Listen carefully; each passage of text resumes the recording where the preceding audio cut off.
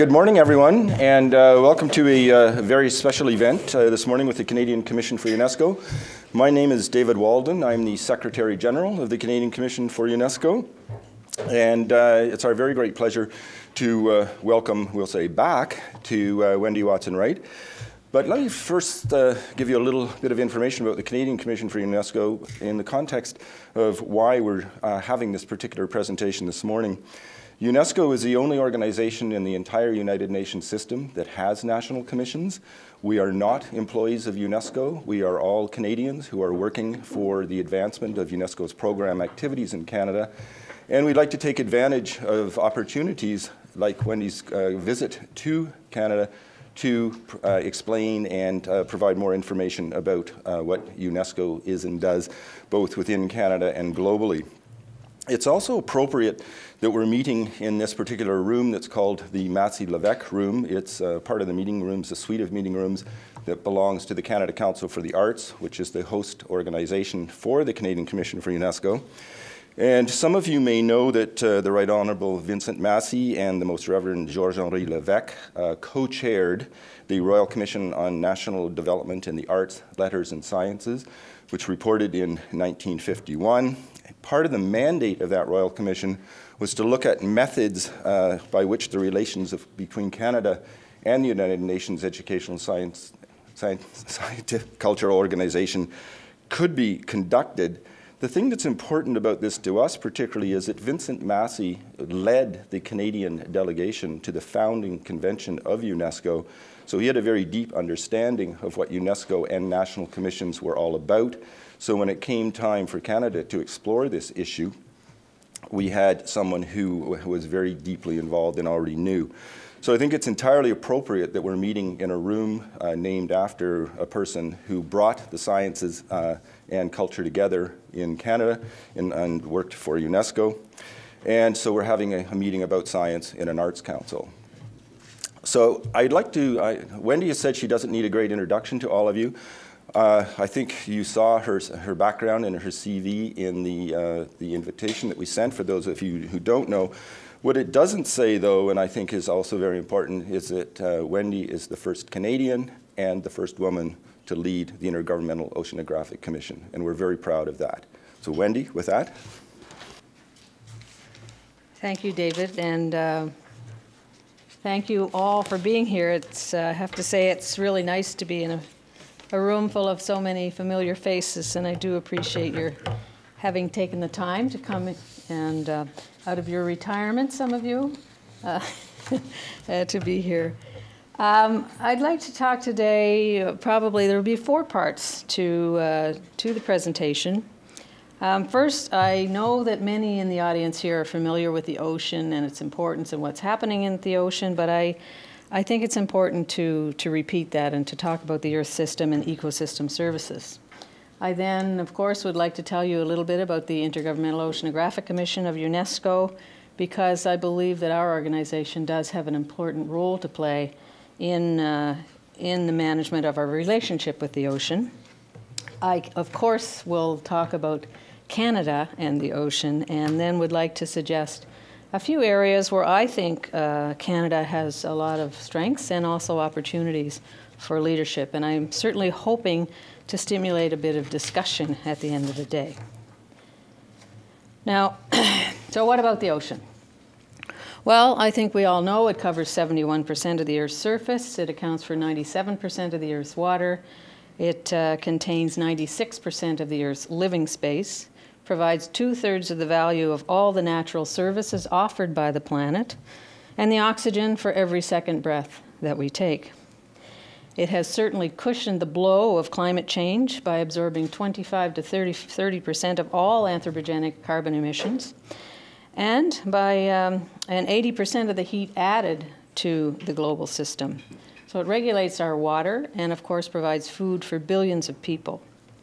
The ocean and its resources are a part of our common heritage, and certainly an important part of many cultures whose beliefs and practices are closely associated with the marine and coastal environment.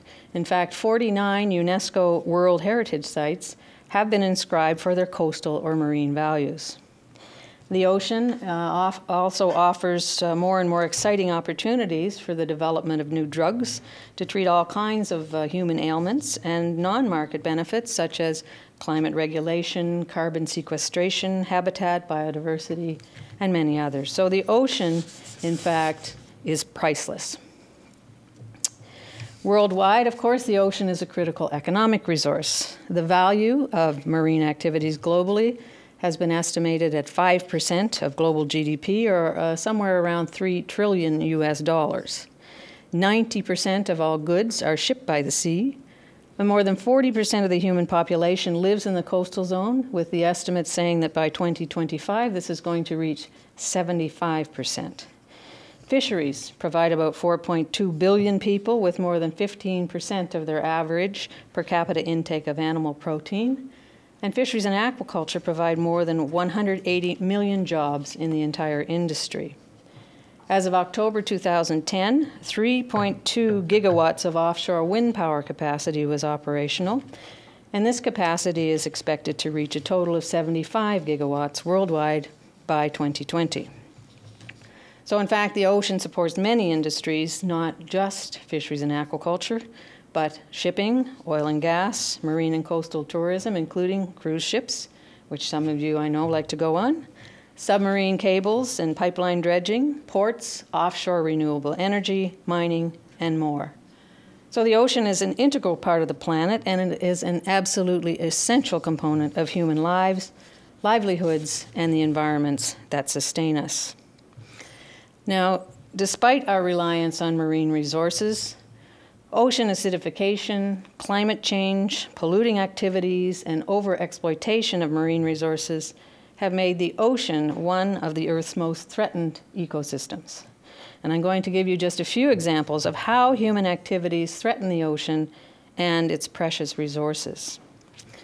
The ocean, as I've said, absorbs more than 26% of the carbon dioxide emitted to the atmosphere from human activities.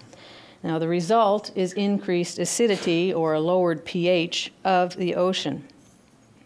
What this does is it can reduce the availability of calcium for plankton and shelled species, and of course it threatens their survival. Now, since many of these organisms serve as the base of much of the marine food chain, the potential impact on acidification on entire ecosystems can be dramatic. And in business as usual scenarios, the ocean could become 150% more acidic by the year 2100.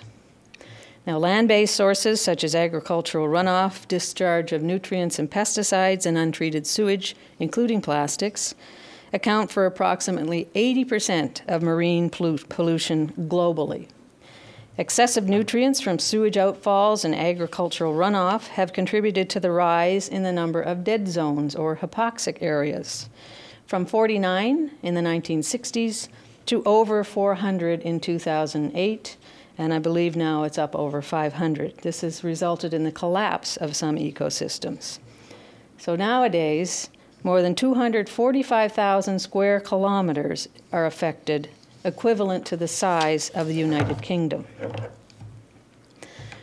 Over 80% of the world's 232 marine ecoregions have reported the presence of invasive species, which is the second most significant cause of biodiversity loss on a global scale. Marine bioinvasion rates have been reported to be as high as up to 1 invasion every 9 weeks. The world's marine capture fisheries are in a severely troubled state. The FAO, the Food and Agriculture Organization of the UN, estimates that 85% of fish stocks are fully exploited, overexploited, depleted, or recovering from depletion. In fact, the ocean faces a multitude of interconnected threats that is unprecedented in modern human history. All regions of the ocean stand to be impacted by multiple stressors in the near future, while over 40% of marine ecosystems are already simultaneously facing several of the major pressures outlined before. And now the need to understand the complex interactions and potentially cumulative effects of multiple stressors is one of the most pressing issues in marine ecology today. So the ocean, once thought to be a vast, resilient area able to absorb practically unlimited waste and to withstand increasing human population, increasing fishing and shipping pressures, is increasingly vulnerable. And as the use of ocean space and resources is an essential component of global economic growth and prosperity, we must shift our way of using the ocean toward a human-centered relationship where humankind would be living with the ocean and from the ocean in a sustainable manner. Now, there's no universally accepted definition of the blue-green economy. Actually, there's no accepted reality that there is a blue-green economy, but we like to think that there is. I think that key dimensions, though, could include such things as a greater adoption of renewable energy from the ocean, changes in fisheries and aquaculture management regimes at regional and national levels, adaptation to sea level rise and climate change, protection and restoration of ocean ecosystems and biodiversity, including in areas beyond national jurisdiction, active seafloor management, and more. Now, global economic activity, as I said, is between 3 and 6 trillion US dollars a year. This includes a wide range of ocean industries essential to both current and future economic development. So a major change for future green management could include also partnerships among industry, government at all levels, and communities. And just a few examples. Future green practices in the ocean will see major changes in the nature, location, and intensity of fishing and aquaculture. This will likely include the development of offshore large-scale aquaculture and the better management of fisheries, including foreign fisheries in domestic waters. Green practices in aquaculture should promote the growth of extractive species like seaweeds and filter-feeding shellfish, and lower trophic level farming, which convert food to fish protein more efficiently than carnivorous species. This would also include integrated multi-trophic aquaculture, or IMTA, which provides the byproducts from one species as inputs for another. With significant reductions in ship source pollution over the past 3 decades, technological developments toward improved hull design, alternative sources of fuel, increasing fuel efficiency, and enhanced concern for environmental matters, maritime transport, I believe, will be a core element of the blue-green economy. And in fact, Maersk has openly stated that they're going to decrease their emissions by 20% by the year 2020. Technological advances are of course, allowing deeper oil and gas exploration and drilling, but the impact on climate change from the fossil fuel energy sector will put increasing pressure on that sector to invest in alternative renewable technologies in the future. The ocean, of course, contains large amounts of untapped clean renewable energy resources that can play a significant role in the future energy portfolio. So ocean energy sources could become the primary energy source for some resource-rich coastal communities.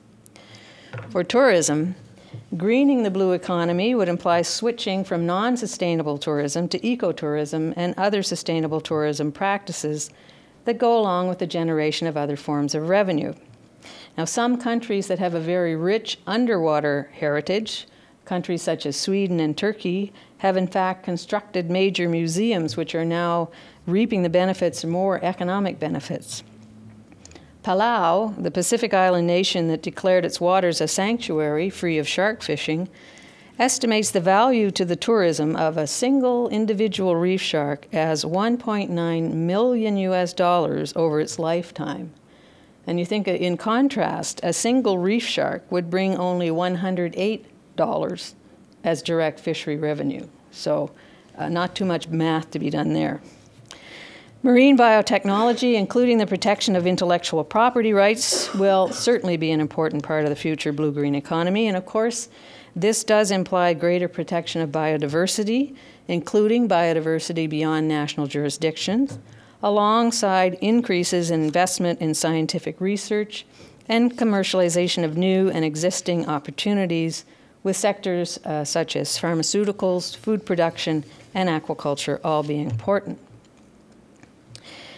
And regarding pollution, A combination of technological advances through clean technologies, which are aligned with a much greater institutional willingness to deal with difficult issues, as well as application of state-of-the-art policy, regulatory and economic instruments, should provide a basis for reducing pollution, especially the impact of excess nutrients in the marine environment. Now, as the primary user of the ocean, I believe that industry is well placed to develop and implement solutions in response to society's increasing demands, and that maritime ecosystem use is sustainable and impacts are reduced.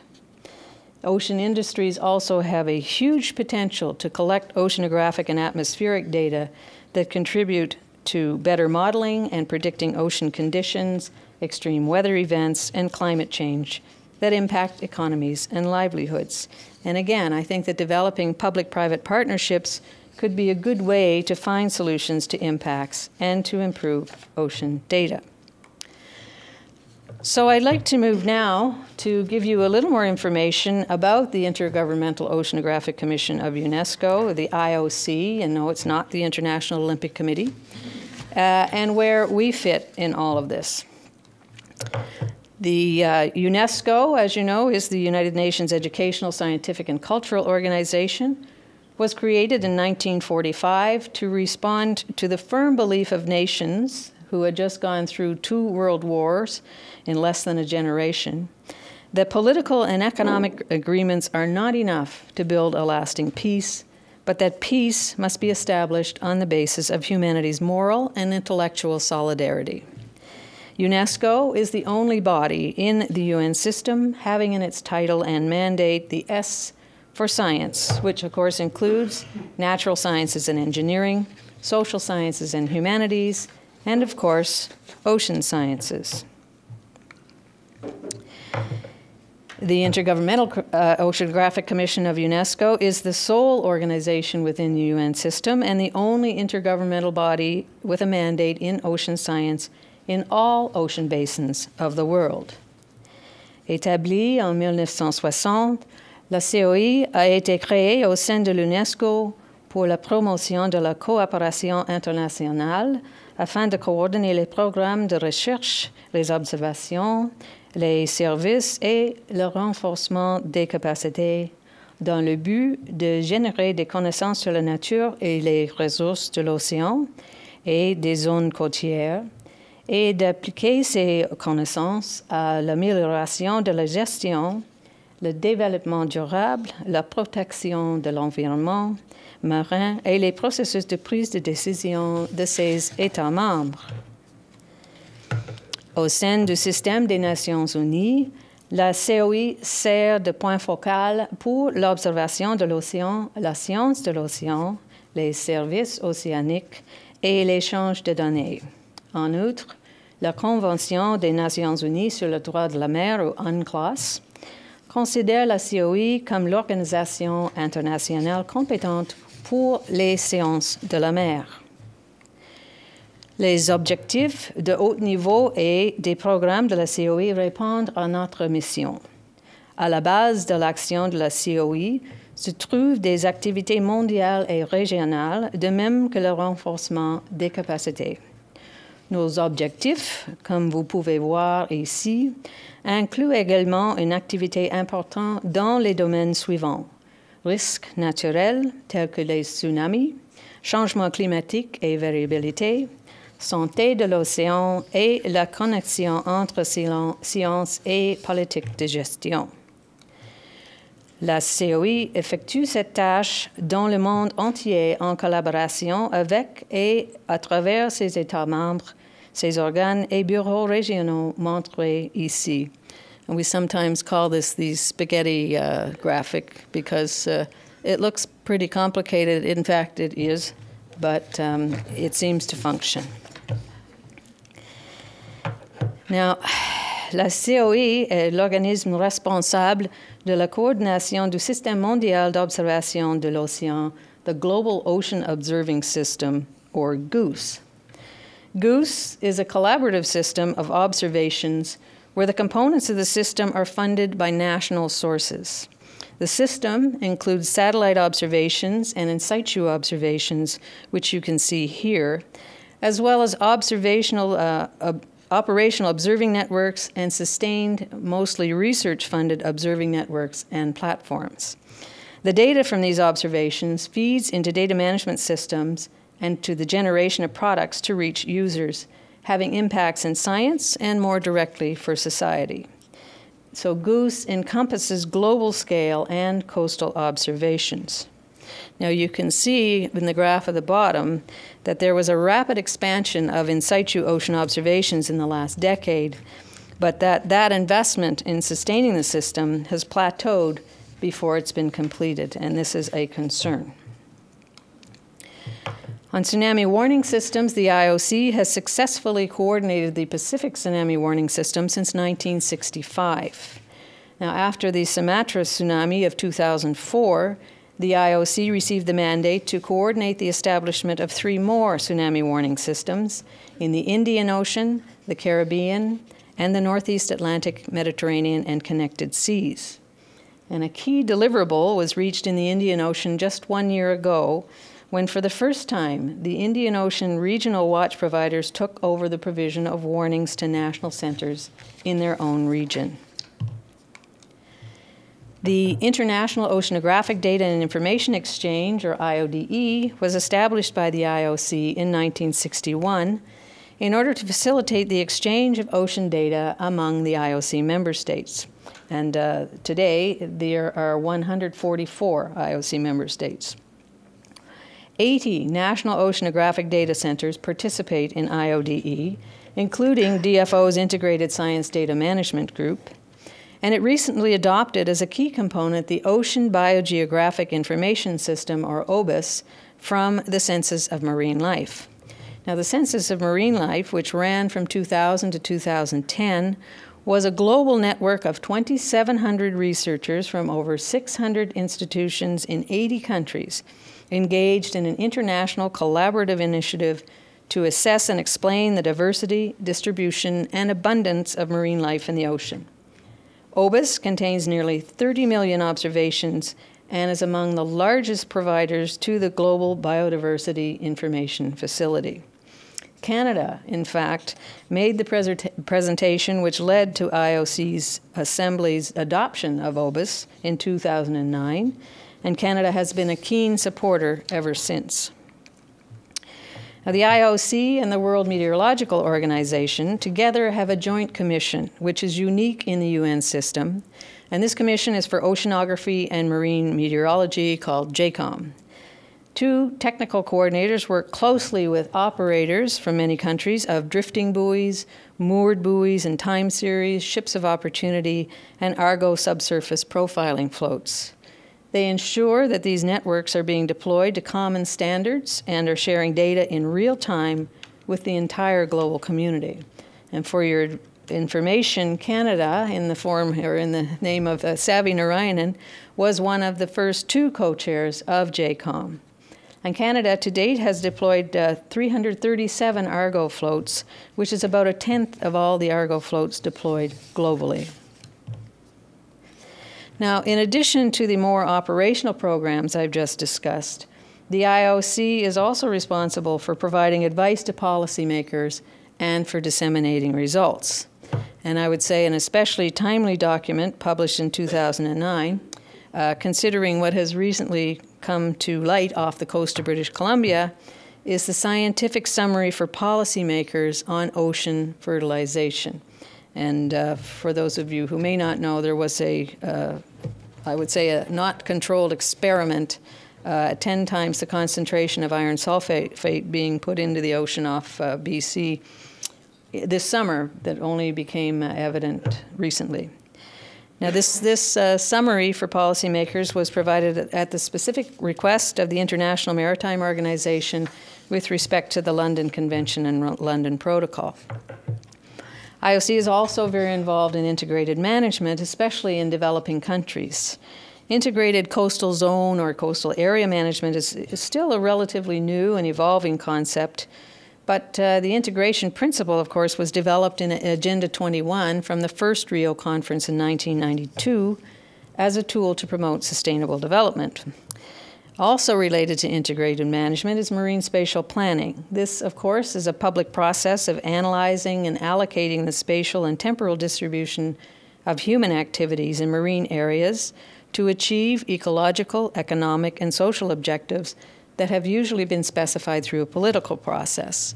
And as you can see in the lower right, IOC UNESCO has developed a step-by-step approach for implementing marine spatial planning, which has been used by many countries. And IOC continues to play a lead role in the Global Marine or World Ocean Assessment. The name is kind of changing right now. It was up until now known as the Regular Process for Global Marine Reporting and Assessment, including social and economic aspects. You can see why they want to change the name. It is due to have its first cycle completed by 2014, and this will coincide with the next review by the Commission on Sustainable Development on the theme Ocean and Seas. And Canada, through DFOs Jake Rice and Renee Sauvé, hi Renee, has played and continues to play a leadership role in this process. And very recently, 2 weeks ago in fact, IOC and UNESCO have become involved in ocean literacy. This is a movement which began in the United States in 2004. Now, their Ocean Literacy Network has been working to describe and document the science, content, and processes related to the ocean, coasts, and in their case, the Great Lakes, that should be included in all future science education standards at the local, state, and national levels.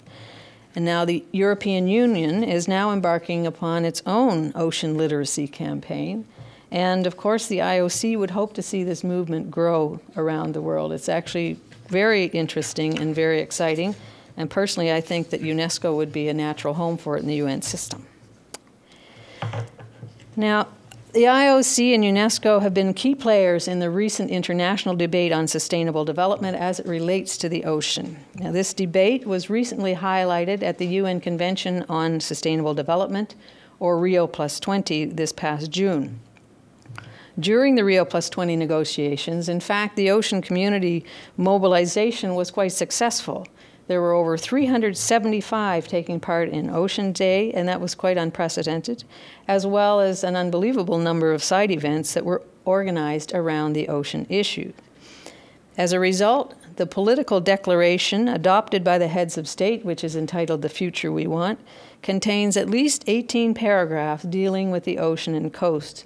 This is very positive, especially when you figure that in March of 2011, going into the second preparatory meeting, there was not one mention of the ocean or the coast in any document going into the negotiations.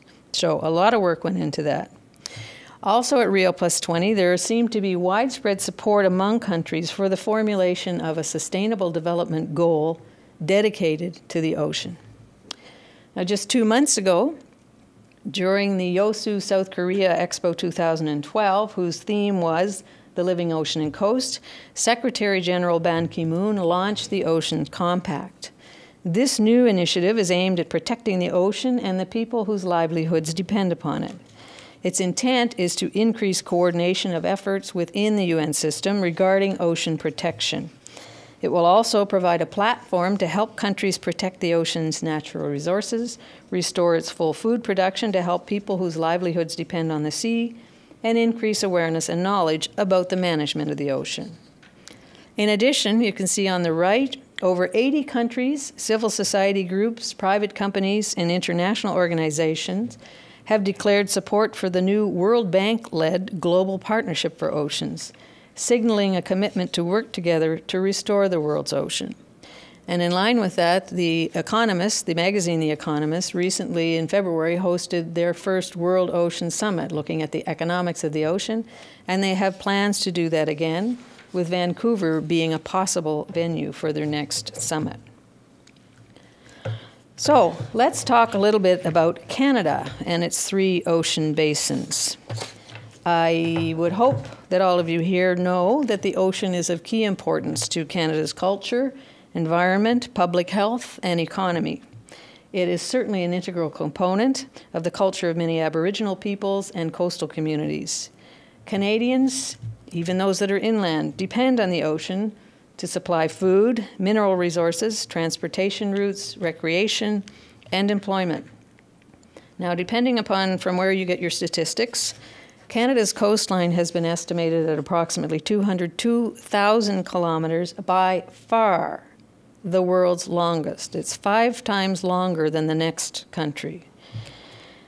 The ocean estate in Canada covers a surface area of about 5.6 million square kilometers. This is said to be 9th in the world, representing an area equivalent to about 70% of Canada's landmass. And of course, Canada extends from sea to sea to sea, from the Atlantic to the Arctic and into the Pacific Ocean, or the other way around, depending upon where you're from. Each of Canada's 3 ocean areas is characterized by distinct biophysical settings. The Pacific Ocean contains some of the oldest deep water in the world, rich in nutrients yet lower in oxygen. Large amounts of freshwater inputs to the Pacific Ocean contribute to lower salinity than in the Atlantic Ocean and drive large-scale transport of ocean water from the Pacific to the Atlantic via the Arctic Ocean. Sea ice and associated temperature and light conditions dominate the Arctic Ocean's unique physical environment. And of course, cold Arctic waters discharge into the North Atlantic, driving vertical mixing within the Atlantic and contributing to global circulation. Now, despite large-scale exchanges of water, these ocean areas differ in circulation patterns, physical environment, and geography, which does contribute to the differences in biogeography, biogeochemical cycling, and contaminant concentrations. Now, but these characteristics of Canada's ocean waters define in turn the ecology and the marine biodiversity that can be found, and certainly put Canada in what I think is a very unique position in terms of being able to contribute to knowledge of the world's ocean. I've already mentioned the recent Census of Marine Life program, where Canada played a huge leadership role. In fact, the chief scientist was Canadian, one of the board of directors was Canadian, and many Canadian scientists participated. This initiative prompted an attempt at cataloging the biodiversity of the world's ocean, including Canada's. The total number of species in Canadian waters enumerated by 2010 reached a minimum of 15,988, which increases to almost 16,500 if you add seabirds, sponges, cold water corals, and invertebrates around hydrothermal vents. Canada also hosts 40% of the world's marine mammal species. Now, activities dependent on the ocean make a substantial contribution to the Canadian economy. Fisheries and naval installations provided the rationale for the first European settlement. Fish processing, shipbuilding, and marine transportation followed, providing the basis for economic development and growth on all 3 of Canada's coasts. Now, these ocean activities defined settlement patterns that continue to this day. And then new activities have emerged over the years, which include tourism, aquaculture, biotechnology, specialized manufacturing, and oil and gas exploration and development. And of course, there are a wide range of service industries that support these activities. But together, they create substantial opportunities as well as challenges for traditional uses. Ocean-related industries employ about 316,000 Canadians and contribute more than $26 billion of gross domestic product each year. And this does not include the $100 billion trade industry that is helped by Canada's marine shipping industry. So you can see, in order of importance in terms of percent of GDP, the sectors which contribute most to Canada's economy, starting with oil and gas at the bottom, going all the way up through public sector and research and manufacturing and construction. Now, Canada has in the past defined itself as a fishing and shipping nation with a long history and culture based on the rich productivity and diversity of its ocean resources. And having recognized this at an early stage, the importance of managing these vast ocean areas, Canada was one of the first countries in the world to take steps toward elaborating a national ocean policy, and it was the first in the world to pass an Oceans Act in 1997, a statute which formalizes in a comprehensive way how Canada's ocean basins are to be defined and managed. So Canada's ocean basins both define and sustain this nation. They support a wide range of human activities, as I've shown. But here in Canada, as elsewhere, the ocean has suffered as a result of human activity, including from overfishing, pollution, and all the things we do that drive climate change. Changes in Canadian species have been among the greatest recorded for fish worldwide, especially in the Atlantic, where total biomass of species such as Atlantic cod, American plaice, Acadian redfish, round-nosed grenadier, and winter skate have declined by more than 90% since the 1960s. Overexploitation also affects marine mammals, and at least one species, the gray whale, is no longer found in Canadian waters as a result. I've spoken previously of ocean acidification. Now, this had already been affecting the Canadian aquaculture industry, as you can see by the quote here from the British Columbia Shellfish Growers Association. Canada, of course, is not immune from pollution, in particular oil spills. We know that oil spills can have significant impacts on both the environment and local coastal communities. These spills can range from large quantities of oil from oil tankers to smaller accidental discharges of oil and fuel from smaller craft in marinas.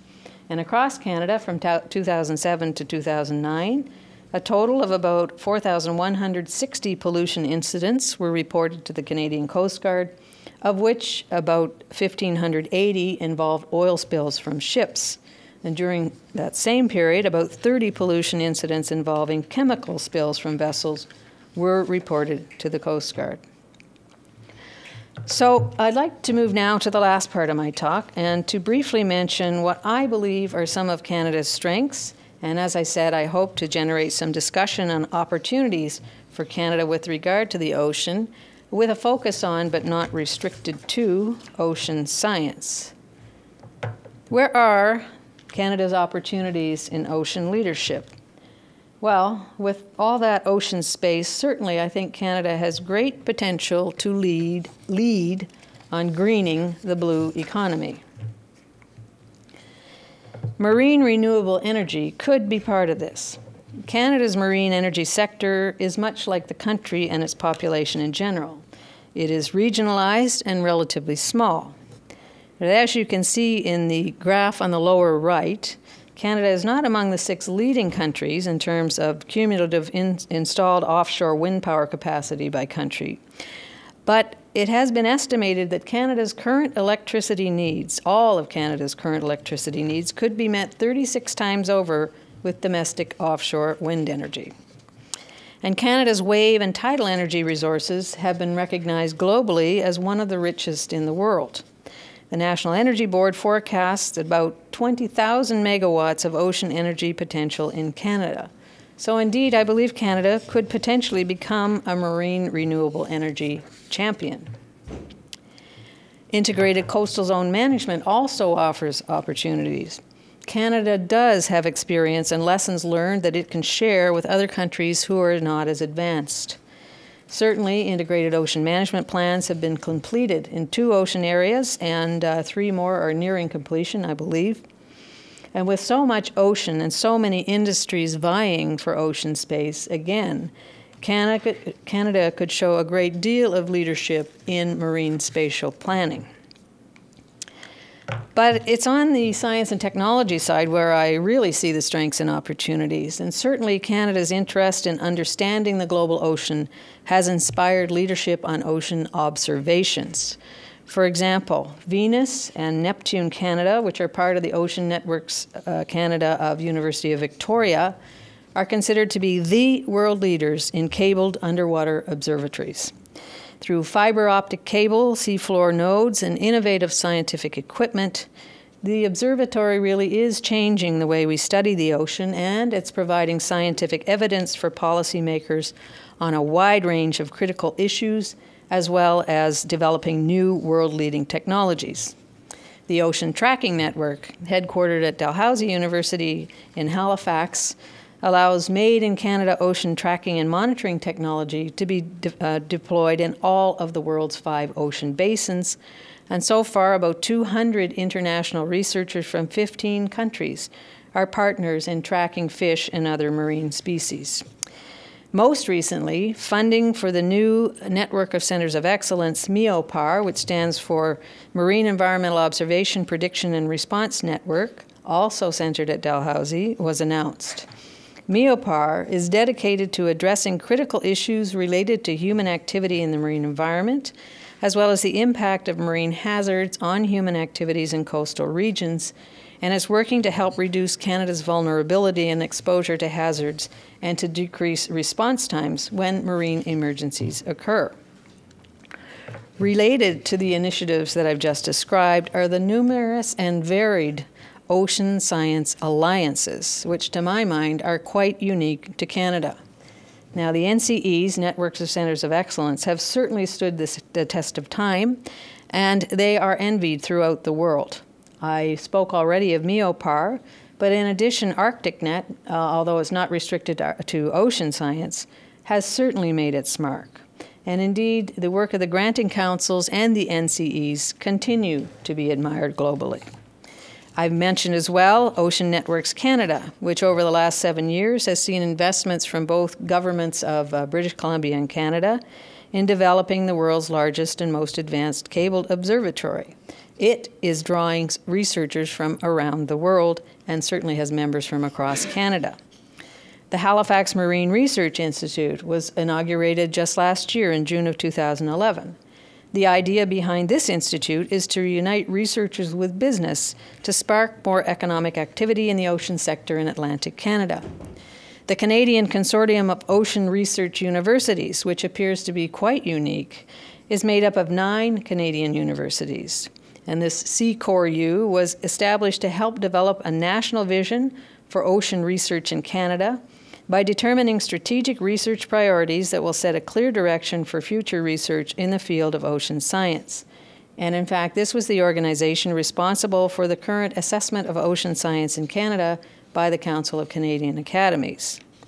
I also see the various technology clusters that exist across the country as critical alliances.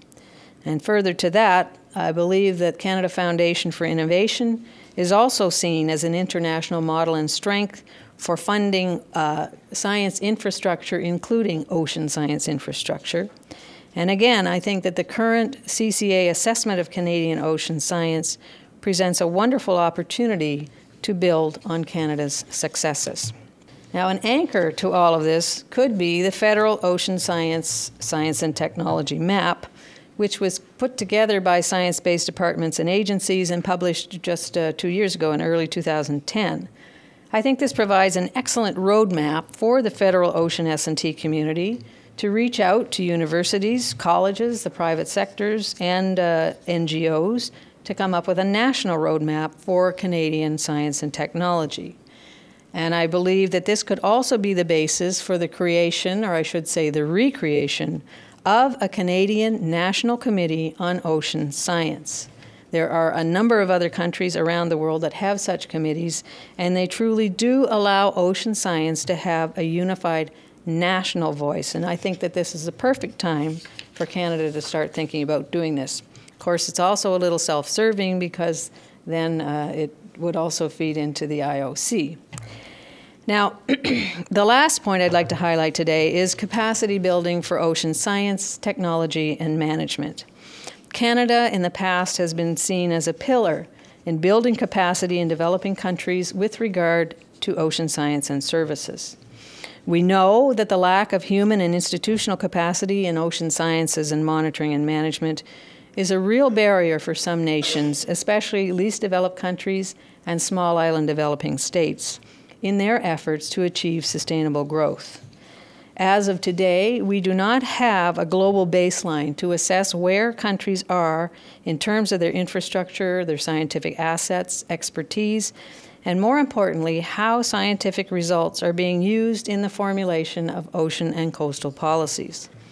I strongly believe that in line with the global strategy for building national and regional capacity in the transfer of marine technology, which the IOC is in the throes of developing post-Rio +20, that Canada could and should play a significant role in realizing that strategy And I would urge any and all of those of you who are in a position to move and shake on this, that you should ensure that Canada as a nation is well positioned. So in closing, I'd like to come back to the importance of the ocean to the world and in particular to Canada. And I believe that Sylvia Earle, one of the planet's preeminent ocean scientists, has articulated well the importance of the ocean for humankind and the planet. She said, "Even if you never have a chance to see or touch the ocean touches you with every breath you take, every drop you drink, every bite you consume. Everyone, everywhere, is inextricably connected to and utterly dependent upon the existence of the sea." Canada, with by far the world's longest coastline and bordered by 3 of the 5 global ocean basins, can, indeed must, be a player in ensuring the global ocean is respected, protected, and sustained. So I thank you very much for your attention, and I certainly look forward to our discussion. Merci beaucoup.